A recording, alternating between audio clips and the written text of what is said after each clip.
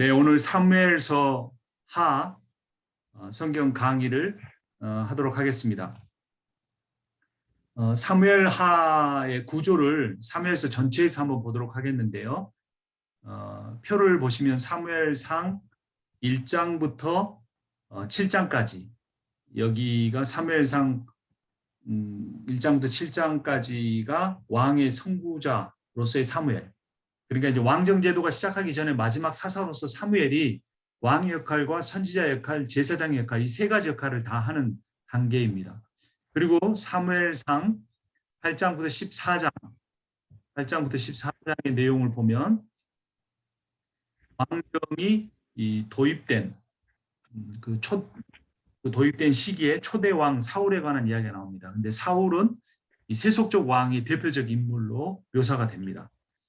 그리고 사무엘상 15장부터 오늘 우리가 보게 될 사무엘하 1장부터 8장까지 이 부분이 이 사울의 몰락, 사울 가문의 몰락과 다윗 가문의 왕권이 확립되는 내용이 나옵니다. 그래서 이 시기에 다윗은 굉장히 이상적인 왕으로 나타납니다. 그래서 예수 그리스도를 여러 면에서 예표합니다. 그리고 우리가 이제 다음에 이제 보게 될 사무엘하 9장부터 20장까지 다윗 왕권의 위기가 시작이 됩니다. 이제 어떤 그 구조 분석에서는 11장부터 보기도 하는데 11장이 이제 그 밧세바를 범하는 사건이죠. 그때부터 다윗 왕권의 위기가 찾아오는데 그때는 이상적인 왕으로서의 다윗이 아니라 부정적인 왕으로서의 다윗의 모습이 나옵니다. 그리고 마지막 사무엘하가 21장부터 24장에서 본론의 내용을 요약하고 마무리하게 되는데요. 사무엘하만 좀 밑에 다시 한번 더 보면요. 사무엘하는 두 부분으로 나눠볼 수 있습니다.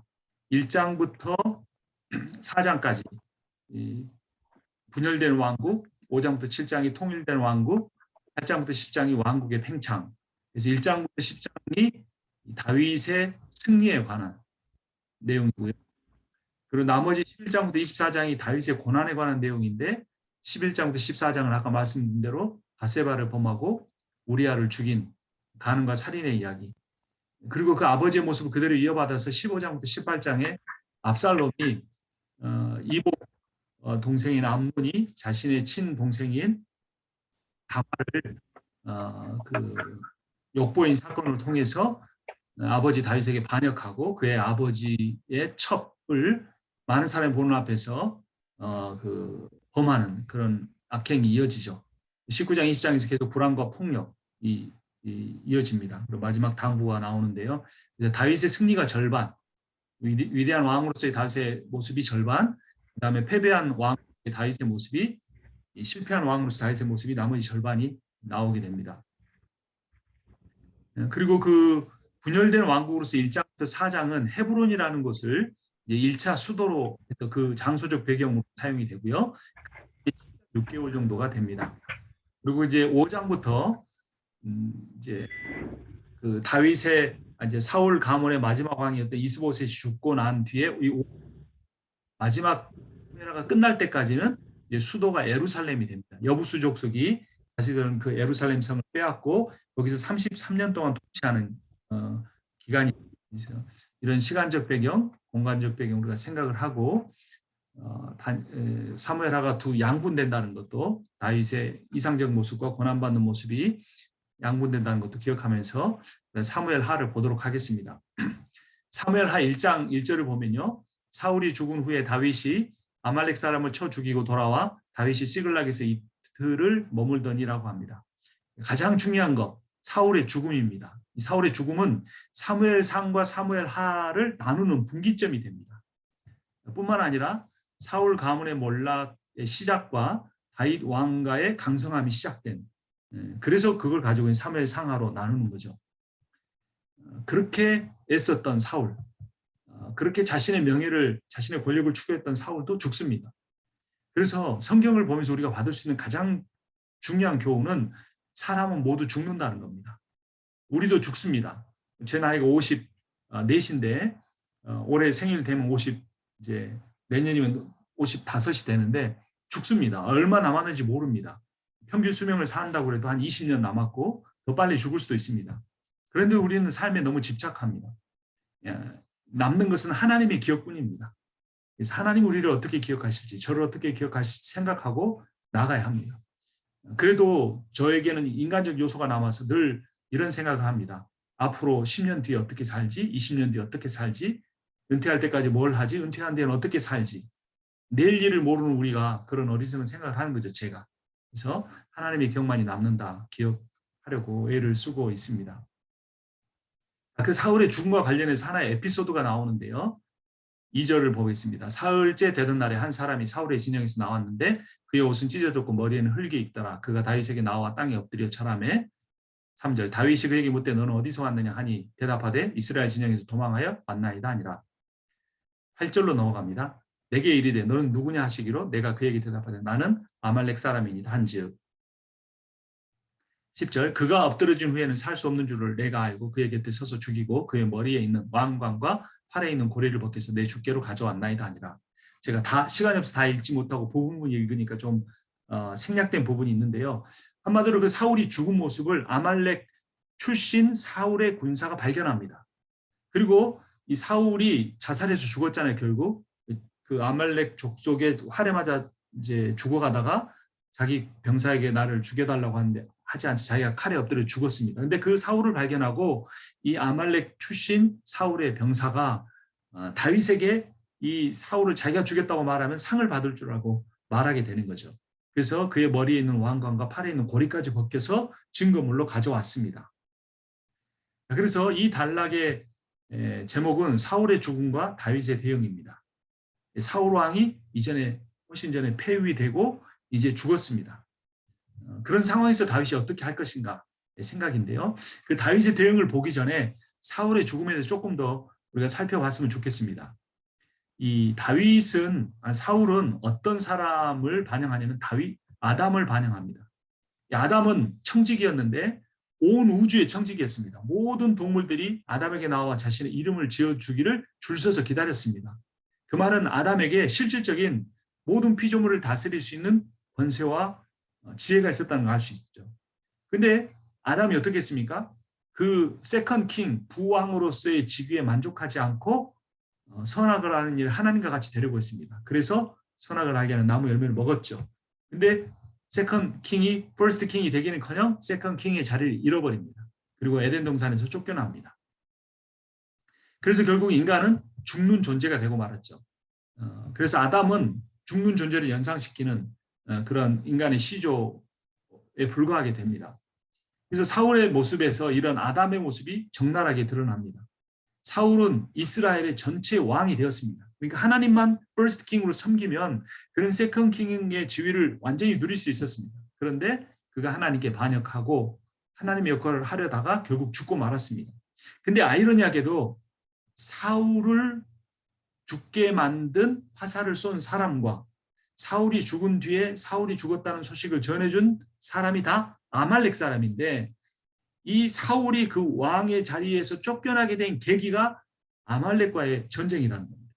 사무엘상 15장으로 거슬러 올라가 보면요. 3절에 지금 가서 아말렉을 쳐서 그들의 모든 소유를 남기지 말고 진멸하되 남녀와 소와 젖먹는 아이와 우양과 낙타와 나귀를 죽이라 하셨나이다 하니 하나님이 명령하셨죠. 이것을 헤렘 전쟁, 성전이라고 합니다. 하나도 남기지 않고 진멸시키는 것.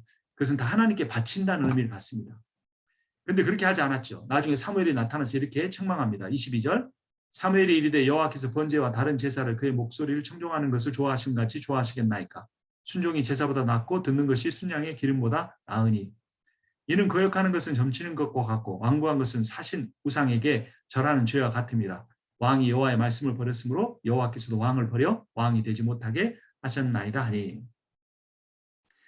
그러니까 이 아말렉을 이겼지만 좋은 것은 남기고 좋지 않은 것만 진멸했어요. 하나님께 바쳤어요.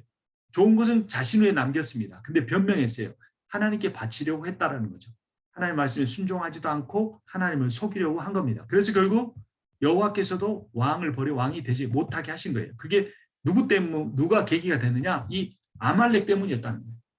그런데 결국 폐위의 원인도 아말렉이었는데 그 폐위된 사울이 비참하게 죽게 된 전쟁이 아말렉과의 전쟁이었고 또 그 아말렉과의 전쟁에서 비참하게 자살해 죽은 그 사울의 죽음을 더 불명예스럽게 다윗에게 가서 보고한 그 사람도 아말렉 출신 사울의 병사였다는 겁니다.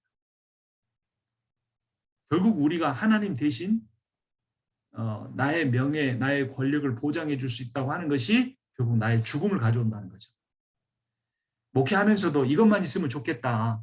이 정도만 되면 좋겠다.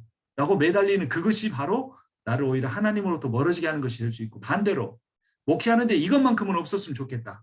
이 내 약점만 없었으면 좋겠다. 이 고난만큼만 해결했으면 좋겠다고 하는 그 문제가 우리로 하여금 정말 하나님만 붙들고 살아가게 하는 우리의 십자가가 복음이 될 수도 있다라는 겁니다. 그래서 이 사무엘상 15장에서 이런 비극이 일어나고 사무엘상 16장 14절에서 여호와의 영이 사울에게서 떠나고 여호와께서 부리신 악령이 그를 번뇌케 한지라라고 말합니다. 중간 지역이 없어요. 사울이 여호와의 영에 사로잡힐 때가 있고 악령이 사로잡힐 때가 있고 아무 영에도 사로잡히지 않는 때가 있는 게 아니고 여호와의 영이 붙잡히든 악령이 붙잡히든 둘 중에 하나라는 겁니다. 우리는 이런 선택에 인정하고 싶지 않고 중립적인 지대가 있는 것처럼 생각하고 싶습니다. 그래서 내가 성령 충만하지는 않지만 내가 그래도 악령에 붙잡힌 건 아니다. 그래서 그 악령을 오해하기 때문인 것 같아요. 악령을 그 주술 영화에 나오는 막 흉측한 귀신으로 생각할 때 그러는데, 악령이 결국 악령의 최고 악령은 뭐겠습니까? 시대 정신이죠. 이 시대 많은 사람들이 쫓아가는 부와 명예와 권력, 그것을 얻기 위해서 사용하는 모든 수단과 방법, 하나님 의지 않고 살아가는 모든 것이 시대 정신과 그의 졸개들인 악령이겠죠. 자, 그래서 이 표를 보시면요, 이 아담이 결국 누구에게서 극대화됩니까? 사울에게서 극대화됩니다. 그리고 다윗은 결국 누구를 궁극적으로 바라봅니까? 다윗은 그리스도를 바라봅니다. 그래서 이 아담은 우주적인 청지기였죠. 온 우주를 다스린 청지기로서 있었고, 사울과 다윗은 공통적으로 이스라엘의 왕이었습니다. 그리스도는 우주적인 부왕으로서 나옵니다. 우리가 전에 봤던 에베소서에서 온 우주의 왕으로 나타나시죠. 자, 아담과 사울은 어떻게 합니까? 강함, 번성 가운데, 그러나 불순종했죠. 자, 그런데 다윗과 그리스도는 어떻게 합니까? 연약함과 고난 중에 순종했어요. 그래서 결국 아담과 그리스도가 대조되는 성경 전체의 이 구조가 패배한 아담의 이야기인 창세기가 승리한 그리스도의 이야기인 계시록으로서 끝마무리를 하는데, 그 가운데 구약의 역사서 가운데 사울과 다윗이라는 대조적 인물이 나오는데, 이것은 단지 이스라엘의 역사가 아니라 바로 온 우주의 역사인 아담과 그리스도의 대조를 사울과 다윗이라는 두 인물이 보여주고 있다는 겁니다. 그래서 다윗은 결국 하나님의 마음에 합한 자, 하나님의 성령에 붙잡힌 자고, 사울은 악령에 붙잡힌 자로서 대조가 되고 있습니다. 사람들은 다 왕 되고 싶어 합니다. 세속적인 왕일 뿐만 아니라 교회 안에서도 왕 되고 싶어 하죠. 교회 분란의 가장 큰 문제점은 뭡니까? 바로 교회 안에서 헤게모니 싸움이죠. 창세기 3장 보면 22절에 여호와 하나님이 이르시되 보라, 이 사람이 선악을 아는 일에 우리 중 하나같이 되었으니 그가 그의 손을 들어 생명나무 열매도 따먹고 영생할까 하노라 하시고, 여호와 하나님 에덴 동산에서 그를 내보내 그의 근원이 된 땅을 가에게 하시니라 라고 말합니다. 자, 그래서 이 아담이 그 부왕의 자리를 잃어버린 계기가 뭡니까? 우리 중 하나같이 되었다라는 거죠. 그러니까 하나님의 역할을 하려고 한다, 반역자가 되었다라는 거고, 그 결과가 이 빨간 글씨로 에덴 동산에서 쫓겨나는 거죠. 사울도 그래서 폐위의 원인이 뭡니까? 아말렉과의 전쟁에서 하나님의 명령을 어기고 하나님이 취할 영광을 자신이 좋은 것을 취함으로써 다 얻었던 것이죠. 그리고 그래서 아담이 에덴 동산 쫓겨나듯이 사울은 이스라엘 왕의 자리에서 쫓겨나게 된 겁니다. 자, 그런데 이 그리스도는 아담과 반대의 삶을 사셨죠. 빌립보서 2장에 6절을 보면 그는 근본 하나님의 본체시나 하나님과 동등됨을 취할 것으로 여기지 아니하시고 오히려 자기를 비워 종의 형체를 가지사 사람들과 같이 되셨고 사람들의 모양으로 나타나서 자기를 낮추시고 죽기까지 복종하셨으니 곧 십자가에 죽으십니다. 정리해 보면요, 아담은 인간인데 하나님이 되려고 했죠. 그런데 반대로 그리스도는 하나님이신데 인간이 되셨습니다. 아담은 모든 것을 자기 마음대로 할 수 있었고 단 하나, 선악을 알게 하는 나무 열매만 따먹지 않으면 됐습니다. 근데 그 마지막 하나도 그 자기 마음대로 하려다가 쫓겨난 거죠. 근데 예수 그리스도는 모든 걸 순종하고 마지막 한 가지만 하나님께 부탁을 드렸습니다. 십자가 지는 것만큼 이 잔이 내게 지나가게 해달라고. 그런데 하나님이 노라고 말씀하시자 그 마지막 한 가지까지 순종하셨습니다.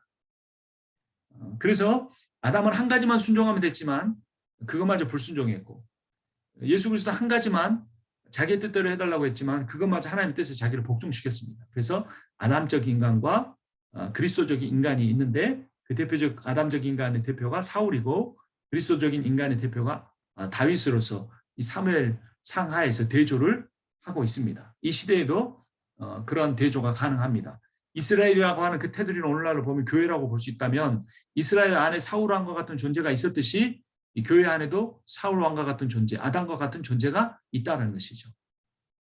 자, 이런 배경 속에서 사울 진영의 한 병사가 다윗에게 왔습니다. 그가 다윗을 죽였다고, 사울을 죽였다고 거짓말했습니다.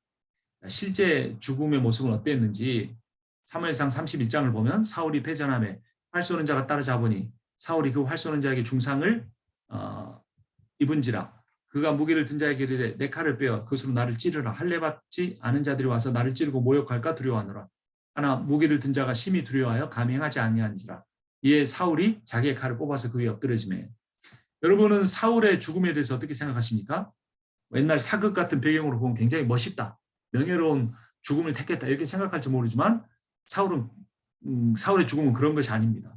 사울은 자신이 하나님이 자신에게 떠났다는 걸 알고 있었고, 그 이유가 자신이 하나님께 불순종했다는 걸 압니다. 자신에게 임한 그 죽음이 하나님 형벌이라는 것도 압니다. 근데 그것을 형벌로서 받아들이지 않고 죽음의 모습까지 끝까지 하나님께 반역하는 모습으로 자결하고 마는 것입니다. 이런 비참한 사울의 죽음을 더 비참하게 만드는 것이 이 사울 측에서 싸웠던 아말렉 병사의 모습입니다. 그가 사울의 그 장신구들을 가져와서 내가 사울을 죽였다 이렇게 말했죠. 그가 뭘 기대했겠습니까? 사울이 다윗을 괴롭히고 죽이려고 했으니까 내가 사울을 죽였다고 하면 다윗 왕이 나에게 상을 주실 것이다 라고 생각한 거죠. 근데 그 반대 일이 일어납니다. 15절에 다윗이 청년 중 한 사람을 불러 이르되 가까이 가서 그를 죽이라 하매 그가 심해 곧 죽으니라.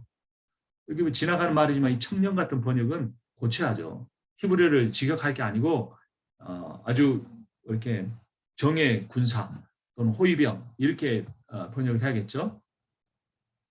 다윗은 그 병사에게 상을 주지 않고 그를 죽였습니다. 이런 상황이 어떤 상황인지 한번 보죠. 다윗을 죽이려고 했던 사울 왕과 그의 아들 요나단이 죽었지만 손자 이스보셋이 11지파의 지지를 받고 왕이 되는 위기의 상황이었습니다. 사무엘 2장 8절에 나오는데요. 더구나 다윗이 헤브론에서 먼저 즉위하지만 다윗은 그가 속한 유다 지파의 지지밖에 받지 못했습니다. 나머지 11지파는 다 사울 가문을 아직도 쫓고 있는 상황이었어요. 이런 상황에서 다윗은 왜 사울을 죽였다고 보고하는 병사를 처형했을까요? 지금 다윗은 진상을 모르잖아요. 사울이 자살했다는 사실을 알지 못하고 이 병사가 직접 죽였다고 할 때 그 상을 베풀지는 못할 망정 죽일 필요는 없었겠죠. 여기에는 정치적인 의도가 있다고 해석하는 학자들이 있습니다. 아직은 사울 왕가가 다 몰락한 것이 아니죠. 이스라엘 백성의 대다수는 사울을 지지하고 있습니다. 이 다윗이 사울을 정적으로 여겨 제거했다는 오해를 받을 수 있는 상황인 겁니다. 그래서 자신이 섬기는 왕을 죽였다는 병사를 처형함으로써 자신이 사울의 반역자 편이 아닌 사울을 지지하는 편에 속해 있다는 것을 모든 이스라엘 사람들에게 알려주려고 한 것입니다. 이 정치적인 의도가 없었다고 말할 수는 없습니다. 하지만 다윗에게 더 컸던 것은 신앙적인 의도였습니다. 첫 번째, 왕은 하나님께서 기름을 부어 세우시고 하나님께서 폐위하신다라는 그 신념을 다윗은 분명하게 갖고 있었습니다. 그래서 이전에도 사울 왕을 죽일 수 있을 때 그는 분명히 이렇게 말했습니다. 사무엘상 24장에서 5절 그리한 후에 사울의 옷자락 뱀으로 말미암아 다윗의 마음이 찔려 자기 사람들에게 이르되 내가 손을 들어 여호와의 기름 부음을 받은 내 주를 치는 것은 여호와께서 그 말을 치는 것이니 그는 여호와의 기름 부음을 받은 자가 됨이니라 하고 라고 말합니다. 그러니까 이 다윗은 비록 자기를 죽이려고 하는 왕이었지만 하나님께 세우셨기 때문에 그 하나님이 세우신 왕을 죽이거나 반역하는 것은 하나님에게 반역하는 것이라고 생각한 거죠. 그러니까 다윗적인 그 아담적인 인간, 사울적인 인간과 너무나 대조되는 것이 다윗적인 인간입니다. 다윗적인 인간은 인간의 생사화복이나 원수 갚음을 자기 손으로 하지 않는 겁니다. 왜냐하면 하나님이 정의로우심을 알고 있기 때문에 지금은 억울하지만 언젠가 하나님께서 그 정의를 실현시킬 것을 그는 믿고 있었던 거죠. 그래서 과거에도 그랬지만 지금 상황에 있어도 그는 사울의 죽음을 애도합니다. 사무엘하 1장 17절을 보면 다윗이 이 슬픈 노래로 사울과 그의 아들 요나단을 조상하고 명령하여 그것을 유다 족속에게 가르치라 했으니 곧 활 노래라. 야살의 책에 기록되었을 때 이스라엘을 내 영광이 산 위에서 죽임을 당하였도다. 오호라 두 용사가 엎드러졌도다. 두 용사는 사울과 요나단이죠. 슬픈 노래라고 여기 17절 앞부분에 나와 있죠. 이 다윗은 영성의 사람이었습니다. 이 다윗이 지은 시편 그 70편이 아니고 70%가 비탄의 시였습니다. 그의 삶 자체가 슬픔과 비극이 가득한 삶이었죠. 그는 슬픔에 찬 세상을 살아가기엔 너무 감정이 여렸습니다. 그런데 하나님은 그런 연약한 다윗을 왕으로 세우시고 전쟁을 감당하게 하셨습니다. 그리고 수많은 비극을 가족사에서, 민족사에서 경험하고 그것을 수습하는 왕으로 세우셨습니다. 왜 그럴까요? 그 다윗의 모습이 너무나 누군가를 닮지 않았습니까? 다윗의 모습은 정확히 그리스도, 순환당하시는 그리스도, 슬픔의 사역을 감당하신 그리스도의 모습을 예표합니다. 사실 예수 그리스도는 수많은 기적을 행하셨지만 사실 자신이 가야 할 그 길에서는 단 하나의 능력도 사용하지 않으셨습니다. 기적도 사용하지 않으셨습니다. 심지어 이 마취를 할 수 있는 그 마취 약조차 그 십자가에서 입에 머금지를 않으셨습니다. 신 포도주도 마시지 않으신 겁니다. 예수는 자신의 십자가를 골고다까지 이끌고 가지도 못하는 연약한 분이셨습니다. 온 인류의 죄를 지고 죽는 순환의 길을 가신 거죠. 인성으로, 그 연약한 인성으로, 그러나 죄 없으신 인성으로 그 길을 가신 겁니다. 그래서 이 다윗의 모습이 앞으로 오실 메시아의 모습이 어떨 건가를 적나라하게 드러내 주는 거죠. 예수 그리스도는 그 사역의 길을 가기가 너무나 버거웠습니다. 그래서 심한 통곡과 눈물을 흘리셔야 했습니다. 히브리서 5장의 7절을 보면 그는 육체에 계실 때 자기를 죽음에서 능히 구원하실 이에게 심한 통곡과 눈물과 간구와 소원을 올렸고 그의 경건하심으로 말미암아 들으심을 얻었느니라. 저는 목회자로 부름을 받아서 참 말씀을 사모하고 이 말씀을 전하는 데 열정이 있지만 나머지 교회는 진짜 다 연약해요. 너무나 연약한 모습을 제가 가지고 있습니다. 그런데 그 연약한 모습을 갖고 있음에도 불구하고 하나님이 목회자로 쓰세요. 그래서 많은 실패도 있고 실수도 있고 지금도 여전히 부족합니다. 그리고 또 그 힘든 상황을 받아들이는 감수성도 너무나 예민하고 힘듭니다. 그런데 왜 저를 목회자로 세우셨을까? 그런데 이 예수 그리스도에 관한 내용을 묵상하면서 다윗의 모습을 묵상하면서 내가 사역의 주체가 아니구나. 나는 단지 하나님의 도구구나. 하나님이 하시는 일이구나. 하나님이 연약한 다윗도 쓰셨고 예수 그리스도마저도 연약한 모습으로 쓰임을 받으셨구나. 이 사실을 깨닫게 됩니다. 그래서 이어서 히브리서 5장 8절을 보면 그가 아들이시면서도 받으신 고난으로 순종함을 배운다라고 말씀합니다. 고난으로 순종함을 배우셨답니다.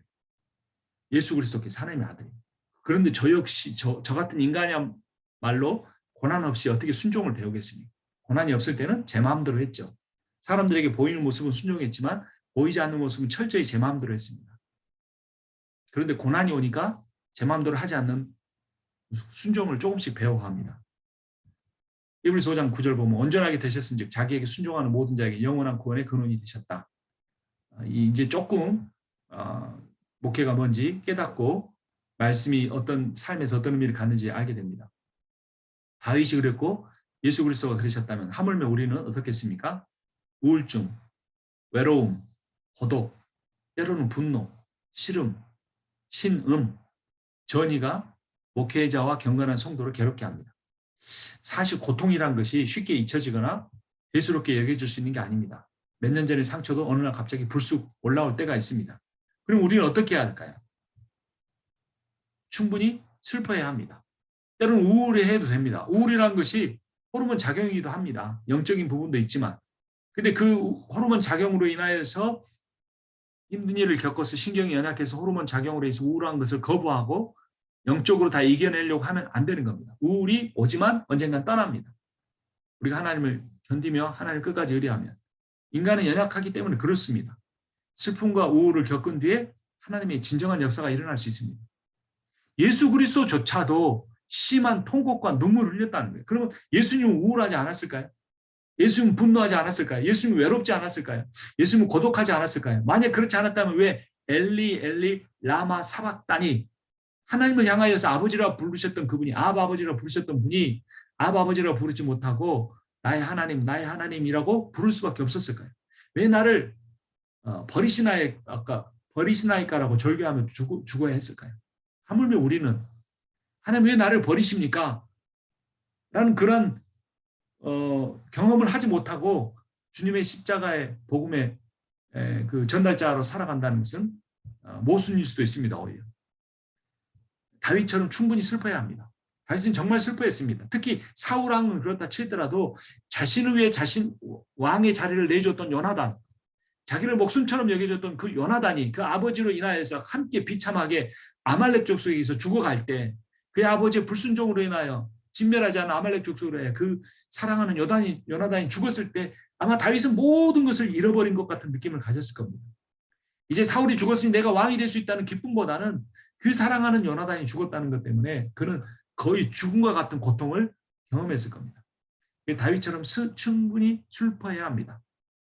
삶의 자리에서 거의 죽음으로 내려간 겁니다. 그렇게 죽음의 자리까지 내려가야 다시 죽음에서 삶으로 올라올 수 있습니다.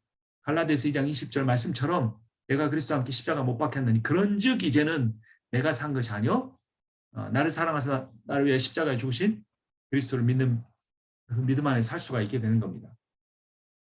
이 모든 슬픔을 다 겪은 후에 괴로웠던 삶의 조각들이 우리 인생의 마지막 순간에 아니면 우리가 예수 그리스도의 재림으로 인하여 부활하는 그 순간에 일시적으로 맞아지는 것을 경험하게 될 겁니다. 그래서 아마 이렇게 말할 겁니다. 아, 이 일이 그때 그 일이 이렇게 큰 그림을 위해서 꼭 필요한 것이었구나. 우리 인생은 퍼즐 한 조각 한 조각씩 경험하는 거기 때문에 큰 그림을 못 그립니다. 다 이해할 수 없습니다. 그러나 때로는 충분히 슬퍼하고 때로는 통곡하고 때로는 울부짖으면서 때로는 우울을 경험하면서 우리가 할 수 있는 건 딱 하나밖에 없습니다. 충분히 슬퍼하는 것과 하나님을 신뢰하는 겁니다. 그럼 마지막에 하나님 앞에 섰을 때 모든 그림이 왜 이렇게 됐는가를 깨달을 날이 올 것입니다. 사실 다윗도 사울의 집안이 몰락할 것은 알고 있었습니다. 사무엘하 2장 10절에 보면 다윗이 또 이르되 여호와께서 살아계심을 두고 맹세하노니 여호와께서 그를 치시리니 혹은 죽을 날이 이르거나 또는 전장에 나가서 망하리라. 다윗의 말대로 됐습니다. 다윗이 조조한 것이 아니라 하나님이 그에게 말씀하신 거죠.